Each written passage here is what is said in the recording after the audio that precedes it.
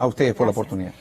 ¿Cuáles son los escenarios que se abren frente a la posibilidad de una vacancia? ¿Podría asumir el congresista, el presidente del Congreso, Manuel Merino, si por supuesto no es censurado? Ese es un escenario, ¿no? Asume la presidencia, pero además se queda un Congreso, ¿no es cierto?, sin contrapeso político, ávido de aprobar proyectos polémicos, antitécnicos, y así han sido explicados. Retirar los fondos de la ONP, el 100% de la AFP, congelar el pago de créditos, ¿no es cierto? Y en medio de una pandemia que mata a decenas de miles. El Perú ocupa el primer lugar en el ranking de la caída económica en el mundo. Millones se han quedado sin empleos y tenemos un Congreso que tiene su agendita por debajo y que se quedaría solo en el camino. ¿Será ese el mejor escenario? Fernando Díaz tiene nota. Aquí estoy, dando la cara. Soy el doctor honoris causa Richard Javier Cisneros Carballo y hoy van a saber de mí. Desde su primera aparición en público nos pudimos dar cuenta que esta telenovela tenía efectos de sonido con carga dramática. Yo no manejo 3 países, yo no trabajo con el presidente Trump, yo no trabajo con el presidente Duque, ni Piñera, ni Kuczynski, ni Vizcarra. Todo eso era parte de esa parodia. Pero también varios momentos con risas grabadas. Me han vilipendiado, me han difamado, han hablado lo peor de mí. Y en nombre de Cristo Jesús los perdono a todos.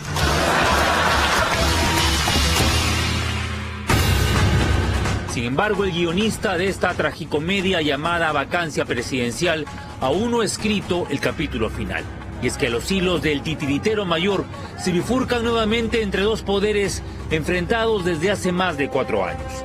A uno lo tiene bien sujetado el fundillo y el otro le acaba de dar el beso de Judas. Y te encuentras pues con Richard Swing, ¿no? Y dices, ¿esto es realmente una comedia?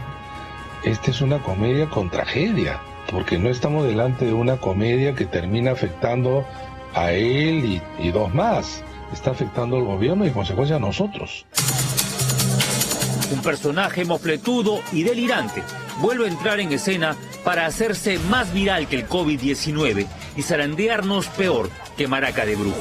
Es muy probable que un gran porcentaje de los peruanos no entiendan ni siquiera qué está ocurriendo. Eso es más grave aún.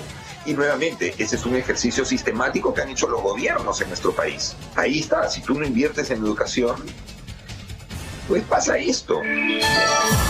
65 votos reunidos a favor de dar un golpe de timón en medio de una tormenta. Como si no bastasen los más de 700.000 contagiados, los casi 3 millones de desempleados, la delincuencia a tope, las 70.000 empresas del sector turismo que hasta ahora no pueden abrir, los 350.000 universitarios que han dejado de estudiar. Esta semana, los peruanos hemos bailado el swing que ellos quisieron tocar. ¿Y qué tenemos hoy día? En medio de una pandemia sanitaria, una crisis política y el año pasado otro descrédito con el cierre del Congreso. O sea, somos especialistas en hacernos harakiris. No podemos hacerla mejor para tratar de suicidarnos cuando teníamos el mejor de los futuros. ¿Qué le espera al Perú la próxima semana si es que el Congreso vaca a Martín Vizcarra? En este momento son épocas de presupuestos en todas las empresas. Estamos simplemente tratando de apuntar a aquellas actividades que sabes que tienen poca probabilidad de caer y retirándote de aquellas en las que te generan mucho riesgo, ¿no? Y eso significa contratar menos profesores, contratar menos personal de asistencia, y todo es como una bola de nieve que provoca precisamente los temas de recesión. Recesión, esa palabra que no la escuchábamos desde los años 80, vuelve a estar en la punta de la lengua de quienes analizan las cuentas de este gobierno que ha incrementado el gasto fiscal de manera monstruosa. El país solamente cae y tenemos una contracción de la demanda muy fuerte, ¿no? Los consumidores no tenemos lo suficiente para salir a comprar, los ofertantes no tienen los suficientes insumos para salir a ofertar, hay una especie de caos y no existe la suficiente recaudación para que el Estado pueda ejecutar presupuestos. Una caída del 13%, ha dicho la recientemente interpelada María Antonieta Alba. Si la economía es la primera en resentirse ante un vertiginoso giro político, ¿cómo quedan entonces aquellos rubros como el turismo, que no han logrado reactivarse si hay un cambio de gobierno. El turismo es lo más inclusivo y lo más descentralizador y lucha contra la extrema pobreza. Ahí necesitamos a los congresistas, a los políticos, para dictar normas para evitar el cierre de las empresas. 650.000 trabajadores que hemos perdido, 70.000 empresas que han tenido que cerrar. Muchos hoteles, agencias de viaje, restaurantes no han podido abrir. ¿Y eso qué significa? Miles de personas desempleadas. Herido de muerte, el turismo peruano no recibirá este año y quién sabe el próximo a los viajeros de selfie y cámara de fotos. El sector registra una caída del 97% y tiene puesta la esperanza en los hombres de negocios o en los extranjeros que trabajan en megaproyectos como la reconstrucción del norte encargada a los británicos. Un cambio de gobierno simplemente los espantaría. Ya tenemos bastante con el tema sanitario, del confinamiento, no ver a tus padres, a tu familia, saber que has perdido amigos, que se han ido, jóvenes o mayores. Y hoy día estamos además, como peor no la podríamos pasar, en una crisis política innecesaria, que podría juzgarse al presidente si ha cometido algo irregular, que se sancione, pero estamos entrando a un tema que no nos va a conducir a nada cuando tenemos en 6 meses elecciones presidenciales. La vacancia presidencial por incapacidad moral permanente existe en la Constitución desde hace más de 180 años. Y en aquel tiempo, 1839, se refería a un problema de salud mental irreversible en el mandatario. Desde hace 20 años, el Congreso viene aplicando la norma en otro contexto, por la fuerza de los votos.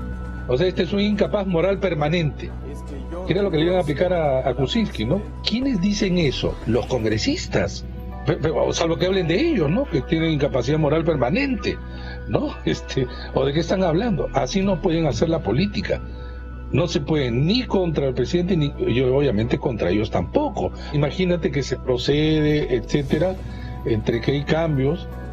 Merino asume en octubre, digamos. Tiene que armar su gabinete y el gabinete tiene que presentarse ante el Congreso en un plazo no más de 30 días para que le den el voto de confianza. Hace poco ya tuvimos esto. Es decir, el caos. El axiopopulista Manuel Merino de Lama, empresario tumbesino de 59 años, ha sido congresista del 2001 al 2006 y del 2011 al 2016. Pero esta vez podría ceñirse la banda presidencial y parece que con desesperación. Una vacancia del presidente de la República es suspender prácticamente el mando presidencial y entrar a una transición que probablemente sea muy engorrosa por todas las disputas que va a haber por delante. Tras lo ocurrido entre Merino y los militares, las bancadas más furibundas que pedían la cabeza de Vizcarra hoy reculan. Autoridades y políticos tienen un chispazo de lucidez y ponen al país primero, mientras que Acción Popular usa su lampa para cavar su propia tumba. Belaúnde estará revolcándose en su tumba, me imagino, ¿no? Me imagino, digo yo. ¿Ha salido algún líder de Acción Popular? ¿Dónde está Barnechea? ¿Dónde está Díaz Canseco? No salgan y pongan tweets tibios, que salgan y no, oye, carajo, ¿qué pasa acá? ¿Qué pasa, señor Pulpo? El caos podría desbordarse gracias a los siempre oportunos atizadores de conflictos sociales que desde las redes deslizan la posibilidad de marchas y protestas callejeras, olvidándose que el real virus, ese que mata, sigue aquí. Independientemente de que haya gente en pro o en contra de lo que tenga que pasar o pase, una cosa que no podemos salir ni hacer es salir a las calles ni hacer protestas, porque eso significaría romper justamente lo que necesitamos, que es mantenernos con distanciamiento social para seguir bajando el número de casos. La real crisis es la sanitaria y un cambio de gobierno implicaría un reseteo en el manejo de la emergencia. No es que Vizcarra lo esté haciendo estupendamente bien, pero bajo la presidencia de Manuel Merino de Lama hay negociaciones que se retrasarían, como las pruebas de la vacuna, por ejemplo. Va a perjudicar posiblemente también hasta los trabajos de investigación, porque en realidad nosotros estamos coordinando muy bien con CITEC, con el INS, ya tenemos establecidos los proyectos, ojalá estos no tengan variación, ¿no? La vacuna que se prueba en el Perú pertenece al laboratorio chino Sinopharm, que no es una empresa privada, sino que está controlado por el gobierno chino y por lo tanto sus contratos son muy sensibles a los cambios políticos de los países compradores. El COVID no se ha acabado, más aún estamos en un periodo en el que esto estaba bajando gracias a que se están tomando acciones, a que se están haciendo sanciones y se están persiguiendo también una serie de cosas que habían quedado, digamos, pendientes. Además, tenemos una serie de negociaciones que tienen que ver con el desarrollo de los ensayos clínicos, inclusive la participación del Perú en COVAX, que es esta plataforma para poder tener acceso a la vacuna.